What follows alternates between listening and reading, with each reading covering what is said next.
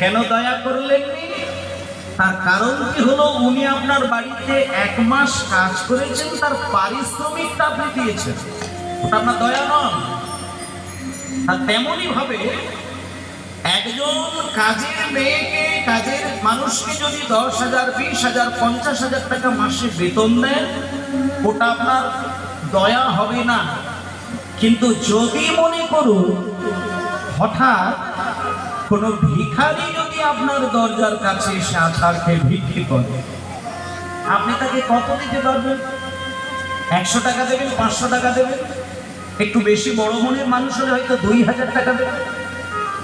কিন্তু এমন কোনো বড় মনের মানুষ আছে কি, যার দরজার সামনে ভিখারি হাত বাড়িয়ে কান্নাকাটি করলে পরে ওই মানুষটা বিবাহের সময়, আশীর্বাদের সময় শ্বশুর বাড়ি থেকে যে 10 ভরি সোনার চেনটা পেয়েছিল, ওইটা লকার থেকে খুলে দিয়ে এসে ভিখারির হাতে দিয়ে দেবে? এমন কি কোনো উদার মানুষ আছে? একটা ভিখারিকে আশীর্বাদীতে 10 ভরি সোনার চেনটা খুলে নিয়ে লকার থেকে ভিখারির হাতে তুলে দেওয়া, এটা যদি কেউ কোনোদিন করতে পারে, তাহলে বলতে হবে ওই মানুষটা হচ্ছে উদার। কেন না? তার নিজস্ব শ্রেষ্ঠ সম্পদ, যেটা সব থেকে মূল্যবান মনে করে সে লকারে রেখেছিলেন, সেইটা যেহেতু দয়া করে একজনকে দান করলেন, তাই তাকে বলা হবে উদার।